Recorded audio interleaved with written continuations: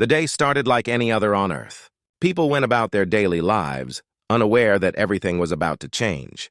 In New York, London, Tokyo, and countless other cities, millions of humans rushed to work, grabbed coffee, and checked their phones. No one knew that high above them, at the edge of the solar system, something big was happening. It was a normal Tuesday at NASA's headquarters. Dr. Sarah Chen, the lead astronomer, sat at her desk, sipping her third cup of coffee. Her team was reviewing data from their deep space telescopes when suddenly all their screens lit up with alerts. "What the hell?" Sarah muttered, her eyes widening as she leaned closer to her monitor. Her colleague, Tom, called out from across the room. "Sarah, are you seeing this?" "Yeah, I am," she replied, her voice barely above a whisper. "But I don't believe it. The data showed a massive object, multiple objects appearing at the edge of the solar system. They were huge, far bigger than any asteroid or comet. And they were moving. Fast." Sarah's hands shook as she reached for her phone.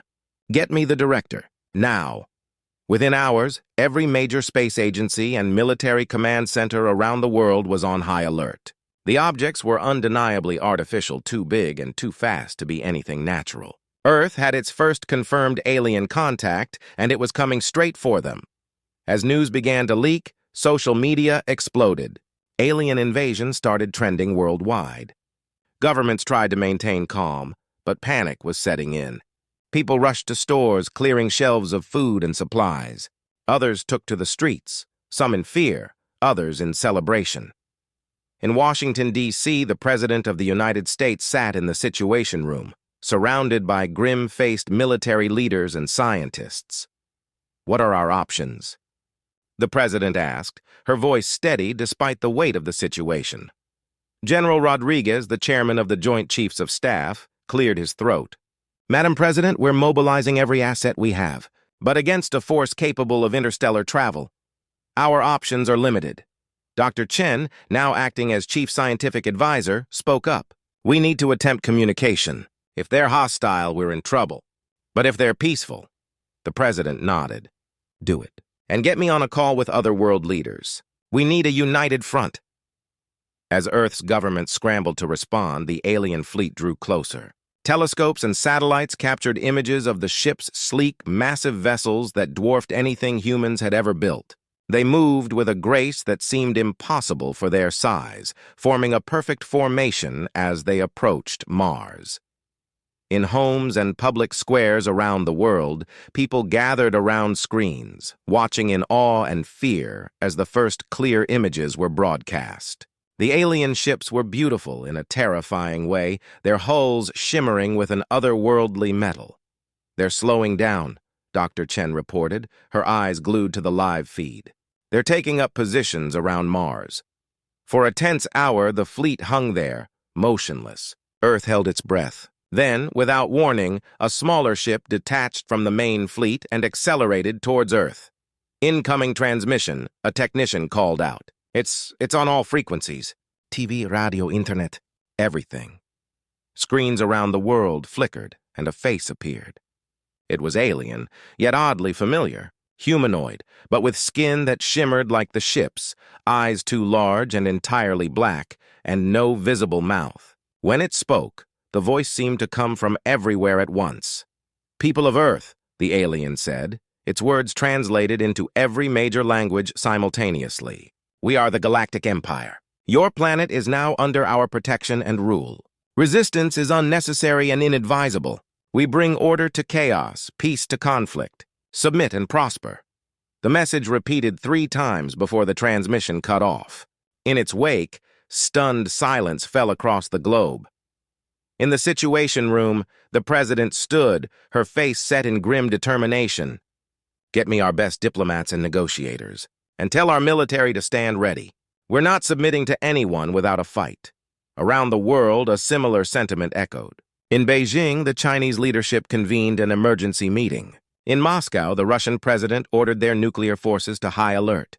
The European Union held an emergency session, voting unanimously to present a united front. For the first time in human history, old rivalries were set aside. Former enemies reached out to each other, sharing intelligence and resources. It wasn't just governments, ordinary people too felt a new sense of unity. Humans weren't Russians or Americans or Chinese anymore. They were Earthlings, standing together against an alien threat. As diplomatic channels were hastily established, Earth's military forces kicked into high gear. Scientists worked around the clock, analyzing every scrap of data from the alien transmission and ships. They made surprising progress, hints of familiar physics in the alien technology giving them a foothold to build on. 3 days after the initial contact, Earth was ready to respond. In a globally broadcast address, the United Nations Secretary-General stood before the world. "To the Galactic Empire," she began, her voice firm. "We, the people of Earth, hear your message. We appreciate your offer of protection, but we must decline. Earth is our home, and we will govern ourselves. We extend an invitation for peaceful dialogue and mutual understanding. However, know this, we will defend our home and our freedom with every fiber of our being. If you come in peace, you will find friends. If you come to conquer, you will find warriors." As the message was transmitted towards the alien fleet, humans around the world cheered. It wasn't a declaration of war, but it was a clear statement Earth wouldn't roll over. For several tense hours, there was no response. Then the alien ship that had been hovering near Earth's moon began to move. It accelerated, not towards Earth as many feared, but back towards the main fleet at Mars. In command centers around the world, alarms blared. "They're moving!" General Rodriguez shouted. All ships, all of them. The Galactic Empire's fleet was indeed on the move. But instead of spreading out to attack, they were clustering. Forming a tight ball, the ships seemed to ripple, like a mirage in the desert. Then, in a flash of light that momentarily outshone the sun, they vanished. For a moment, there was confused silence. Then cheers erupted. In streets and homes around the world, people hugged and cried and laughed. Humanity had stood its ground, and the Galactic Empire had backed down. But in the Situation Room, and in other centers of power around the world, leaders exchanged worried glances. This wasn't over. The Galactic Empire hadn't fled, in fear this was too easy, too quick. "They'll be back," the president said, voicing what everyone was thinking. "And next time they won't underestimate us." Dr. Chen nodded grimly. "We've bought ourselves some time. We need to use it wisely." As celebration turned to determination, humanity began to prepare. The Galactic Empire had never had war with humans before. They'd given their warning, told the Empire to run. But deep down, every human knew the real battle was yet to come. And when it did, Earth would be ready. 3 months had passed since the Galactic Empire's sudden appearance and equally abrupt departure. Earth had been busy. The brief encounter had united humanity like never before, with countries pooling resources and knowledge in preparation for the Empire's return. In a secret underground facility beneath the Rocky Mountains, representatives from Earth's major powers gathered. The room hummed with tension as military leaders, scientists, and politicians took their seats around a massive circular table.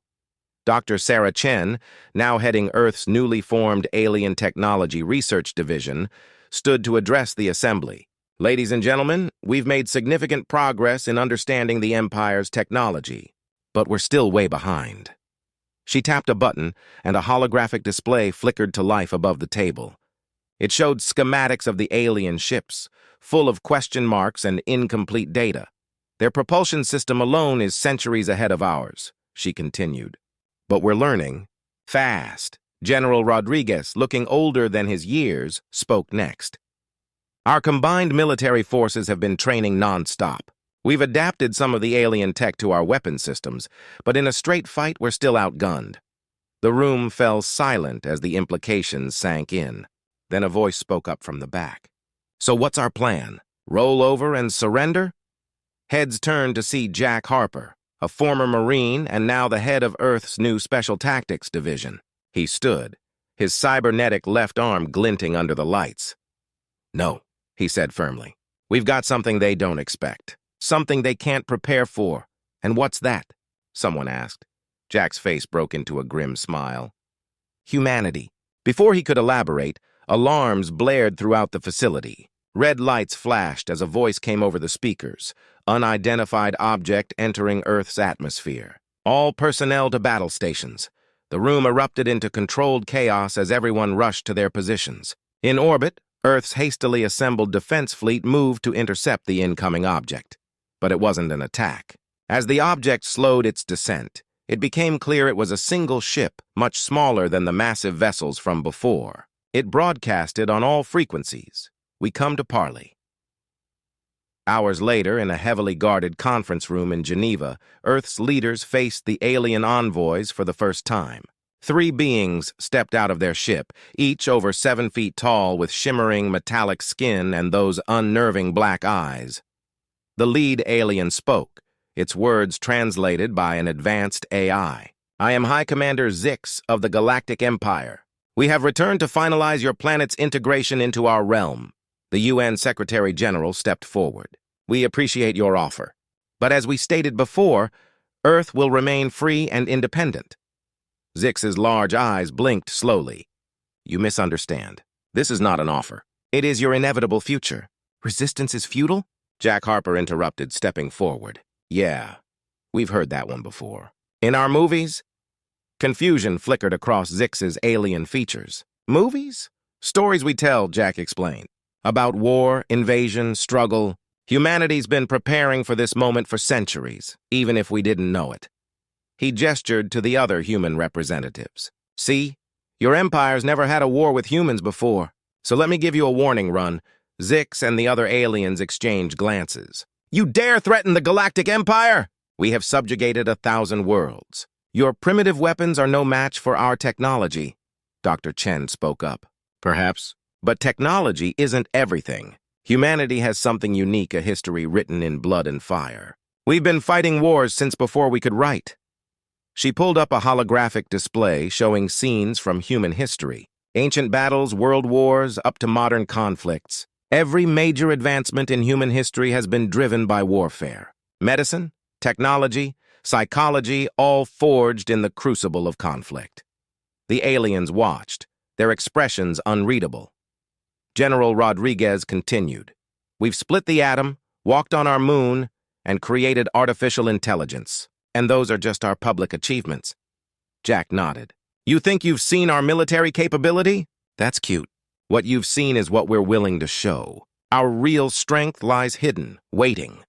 He leaned forward, his voice low and intense. "We've spent millennia fighting each other. Now you're giving us a reason to unite. Trust me, you don't want to see what humanity can do when we all work together." Zix seemed to consider this. "Your species is young, violent, unpredictable. This is why you must be brought into the fold, for your own good and the good of the galaxy." The President of the United States stepped forward. "With all due respect, High Commander, we disagree. Humanity has its flaws, yes, but we also have strengths you can't imagine. Creativity, adaptability, an unbreakable will to survive." She gestured to the assembled human leaders. "Look around this room. A year ago, many of these nations were enemies. Now we stand as one. That's humanity. We may fight each other, but threaten us all? We become one fist ready to strike," Jack nodded. "So here's the deal. You turn your pretty ships around and leave our solar system. Tell your empire that Earth is off limits." Zix's eyes narrowed. "Or what? Or we'll show you why every other species in the galaxy should fear humans," Jack replied, his voice cold. "We'll take your technology, improve it, and use it better than you ever could. We'll study your tactics and develop counters you've never imagined." Dr. Chen added, "We'll spread through the stars, not as conquerors, but as liberators. Every world you've subjugated will become our ally, and before you know it, your galactic empire will be nothing but a cautionary tale." The room fell silent as the weight of these words sank in. The human representatives stood united, their faces set in grim determination. The aliens, for the first time, showed signs of uncertainty. Zix spoke, its voice less confident than before. "You speak of war as if it is to be celebrated. The Empire brings peace, order, peace." Jack scoffed. "Peace is not the absence of conflict. It's the ability to handle conflict by peaceful means. You're not offering peace. You're offering subjugation." The UN Secretary General stepped forward again. "High Commander Zix, we are prepared to establish diplomatic relations with the Galactic Empire. As equals. But we will not surrender our sovereignty. Not now, not ever. She paused, then continued, her voice firm. Take our warning seriously. Humanity does not wish for war, but we will not shy away from it. If you force this conflict, you will see why Earth has never been successfully invaded. You will understand why, in all our stories of alien contact, it's the aliens who should be afraid. Zix was silent for a long moment. Then it spoke. Your words are troubling. We must convey this to the Emperor. But know this, humans. The Empire does not retreat. We will return. As the aliens turned to leave, Jack called out, We'll be waiting, and we'll be ready. The alien ship departed as quickly as it had arrived, leaving Earth's leaders standing in grim silence. They had delivered their warning. Now it was time to prepare for the response. In labs, factories, and military bases around the world, humans worked tirelessly. They reverse-engineered alien tech, developed new weapons, and trained for a war unlike any in human history. The Galactic Empire had never faced an enemy like humanity before. They didn't know the depths of human ingenuity, the heights of human courage. But they were about to find out. As Jack Harper looked out over a training field where soldiers from former enemy nations worked together, he smiled. Come on, you alien bastards, he muttered. We're ready to show you why you should have run when you had the chance. 6 months had passed since Earth's leaders had issued their bold warning to the Galactic Empire. The entire planet was a hive of activity, preparing for the inevitable confrontation. In every corner of the globe, humans worked tirelessly, united in their determination to defend their home. At the newly established World Defense Headquarters in Geneva, General Maria Rodriguez stood before a massive holographic display of Earth and its surrounding space. Red dots representing the Empire's fleet blinked ominously at the edge of the solar system. They're holding position, she reported to the assembled world leaders. But our long-range scans show they're building up their forces. The attack is coming. Soon. The room was silent for a moment before Jack Harper, now officially the head of Earth's Special Operations, spoke up. Good. Let them come. We'll be ready. Dr. Sarah Chen stepped forward, her eyes bright with excitement despite the dark circles underneath them. Leaders of Earth, I have promising news. Project Phoenix is ahead of schedule. She tapped a few buttons on her tablet, and the holographic display changed to show a sleek, deadly-looking spacecraft. I present to you the EDS Defiant, Earth's first true interstellar warship. Gasps and murmurs filled the room. The ship was unlike anything humans had built before, clearly incorporating reverse-engineered alien technology. How many can we build before they attack? Someone asked. Dr. Chen's smile faltered slightly. At current production rates, 3, maybe 4. But each one is worth a dozen of our previous best efforts. General Rodriguez nodded. It's a start. But we'll need more than fancy ships to win this war. Jack grinned, his cybernetic arm whirring softly as he crossed his arms. That's where my team comes in. Operation Trojan Horse is green-lit and ready to go. He pulled up images of what looked like ordinary asteroids. These beauties are packed with our best soldiers and most advanced weapons. We're going to let the Empire think they're pushing us back, then hit them from inside their own lines. The President of the United States leaned forward, her face grave. And our last resort option? Dr. Chen's expression turned serious. Project Ragnarok is progressing, but the potential for collateral damage is extreme. We're talking about weaponizing the fabric of space-time itself. If something goes wrong, we might not have a home to defend anyway, Jack finished. But it's a risk we have to take. As the leaders continued their discussion, the scene shifted to various locations around the world. In a sprawling factory complex in what used to be the Sahara Desert, thousands of workers swarmed over the skeletal frames of massive ships. The air thrummed with the sound of welding torches and the whine of anti-gravity lifts as they raced to build Earth's defense fleet. Amelia Donovan, chief engineer of the shipyard, wiped sweat from her brow as she inspected a newly installed weapons system. "Looking good, people," she called out. "Remember, every rivet, every circuit could mean the difference between victory and defeat. Let's show these aliens what human engineering can do." Meanwhile, in a secret underground base beneath the Pacific Ocean, a group of soldiers from every nation on Earth trained. High above the Earth, aboard the EDS Defiant, Captain Elena Vasquez gripped the arms of her command chair. Her ship, along with its 3 sister vessels, formed Earth's first line of defense. "All stations report ready, Captain," her first officer announced. Elena nodded grimly. "Then let's show these aliens what humans are made of. All ships engage!" The space around Earth erupted into chaos.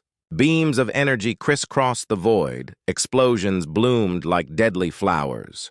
The Empire's ships, sleek and impossibly advanced, swarmed forward, but humanity's preparations paid off. The Defiant and its sister ships darted between the alien vessels with surprising agility. Their weapons, reverse-engineered from alien tech and enhanced by human ingenuity, tore through the Empire's shields. "We've taken down their first wave, Captain," the weapons officer shouted, disbelief and joy in her voice. Elena allowed herself a small smile.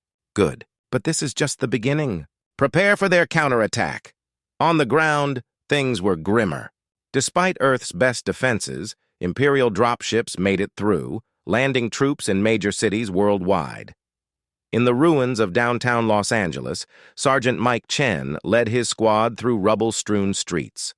The sound of energy weapons and explosions filled the air. "Watch your 6!" Mike shouted as an alien trooper appeared from a bombed-out building. His team reacted instantly, their weapons spitting fire. The alien fell, its shimmering armor no match for humanity's desperation. Mike tapped his comm unit. "Command, this is Alpha Squad. We've secured the western sector, but they keep coming. We need air support." The response came back, garbled by static. "Negative, Alpha Squad. All air units are engaged. Hold your position at all costs." Mike gritted his teeth. "You heard them, team. We hold the line here. For Earth." His squad echoed the cry, their voices defiant in the face of overwhelming odds. Meanwhile, deep in space, Jack Harper's Special Ops team put Operation Trojan Horse into action. Their ships, disguised as debris from the battle, drifted towards the Empire's massive command vessel. Inside one of these debris pieces, Jack checked his team one last time. "Remember, people, we get in, we plant the device, we get out. Simple." One of his team, a young woman named Zara, snorted. "Yeah, simple. Just infiltrating the most advanced alien ship in the galaxy. No pressure." Jack grinned. "That's the spirit. Now, let's make history." Their ship latched onto the hull of the command vessel with a muffled thunk. Using cutting tools that sliced through the alien metal like butter, they made their way inside. The interior of the ship was like nothing they'd ever seen. Corridors seemed to shift and change. Gravity fluctuated wildly. But Jack's team had trained for this. They moved swiftly, avoiding patrols, making their way to the ship's core. "This is it," Jack whispered as they reached a massive chamber pulsing with energy. "Plant the device and let's get out of here." As Zara moved to place the device, alarms suddenly blared. A voice boomed in an alien language, and the sound of approaching footsteps echoed down the corridor. "We've been made," Jack shouted. "Zara, finish it! Everyone else, defensive positions." What followed was a firefight unlike any in human history. Jack's team, outnumbered and outgunned, held their ground against a tide of alien soldiers. Their weapons, designed specifically for this mission, punched through alien armor with brutal efficiency. Zara's voice cut through the chaos. "It's done! The device is planted!" Jack nodded. "Fall back to the extraction point! Move!" They fought their way back through the ship, leaving a trail of destruction in their wake. As they reached their entry point, Jack turned back. "See you in hell," he muttered, pressing a detonator. The device they'd planted wasn't just a bomb. It was a reality-warping weapon, the pinnacle of Project Ragnarok. As it activated, space itself seemed to twist around the command ship. From the bridge of the Defiant, Captain Vasquez watched in awe as the massive alien vessel began to implode, taking a good chunk of the Empire's fleet with it. "My God," she breathed. "They did it." "All ships, press the attack! The enemy is in disarray!" Back on Earth, the tide of battle shifted. With their command structure in chaos, the Imperial ground forces lost cohesion. Humanity, fighting for its very survival, seized the advantage. In the skies above New York, fighter pilot Li Wei banked her jet in an impossible maneuver, bringing down 3 alien ships in a single run. "That's for Earth, you bastards!" Adrenaline coursing through her veins. In Moscow's Red Square, a group of civilians-turned-fighters led by schoolteacher Alexei Petrov ambushed an alien patrol. Their homemade weapons, combined with sheer determination, proved surprisingly effective. As Alexei helped a wounded comrade to safety, he looked up at the sky. The once overwhelming alien fleet was now in retreat, Earth's ships in hot pursuit. "We're winning," he said in disbelief. "We're actually winning. The battle raged for days." But with each passing hour, it became clear that the impossible was happening. Humanity, the underdog, was pushing back against the mighty Galactic Empire. In Geneva, at the World Defense Headquarters, General Rodriguez watched the holographic display with a mix of exhaustion and exhilaration. The red dots representing enemy forces were blinking out one by one. Dr. Chen burst into the room, her lab coat singed and her hair a mess. "General! We've decrypted their communications. The Empire. They're calling for a full retreat!" A cheer went up around the room, but Rodriguez held up a hand for silence. "It's not over yet. We press the advantage. I want our ships to follow them back to their territory. We end this now." As the orders went out, the scene shifted to the Imperial Palace on a distant world. The Emperor, a being of shimmering energy barely contained in a humanoid form, raged at his advisors. "How?" he bellowed. "How could these primitives defeat us? We who have conquered 1,000 worlds." High Commander Zix, battered and humbled, stepped forward. "My Emperor, we underestimated them. Their technology, their tactics. They're unlike anything we've ever encountered." The Emperor's form flickered dangerously. "Find a way to stop them? Use the planet killer if you must." But before Zix could respond, the palace shook. Alarms blared as a junior officer burst in. "Your Majesty, enemy ships have entered our atmosphere." They're everywhere." Outside, the sky was filled with Earth's ships. Leading the charge was the Defiant, flanked by vessels of all shapes and sizes. A transmission cut through all frequencies. "This is Captain Elena Vasquez of Earth," her voice rang out. "Your invasion of our world has failed. Your fleet is in ruins. Surrender now, or face the consequences." As the Emperor stared in disbelief at the human fleet dominating his skies, he realized a terrible truth. The warning given months ago had been no empty threat. Humanity had been underestimated for the last time. The tables had turned, and the galaxy would never be the same again. 1 year had passed since the Galactic Empire's defeat at the hands of humanity. The galaxy was still reeling from the shock. A species unknown just months before had not only repelled the mighty empire, but had brought it to its knees. Now, as the dust settled, a new order was emerging. On Earth, the streets of every major city were filled with celebration.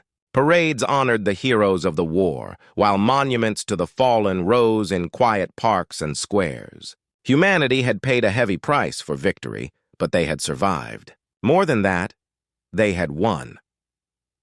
In the newly constructed United Earth headquarters in Geneva, a meeting was underway that would shape the future of not just Earth, but the entire galaxy.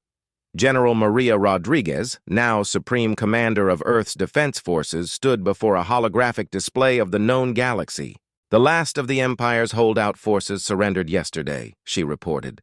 "For the first time in 10,000 years, the galaxy is free from Imperial rule." There was a moment of awed silence before Jack Harper, his cybernetic arm now supplemented by several new enhancements, spoke up. "So, what do we do now? We've got a power vacuum the size of, well, a galaxy."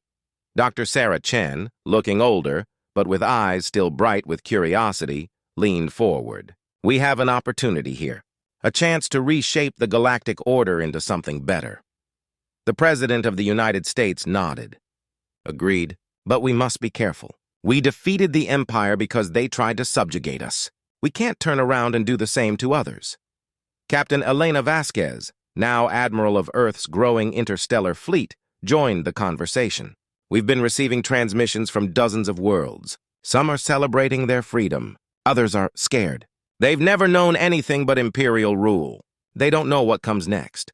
The UN Secretary General stood, her face serious. Then we show them. We offer a hand of friendship, not the fist of conquest. We help them rebuild, establish their own governments. We create a galactic community, not an empire.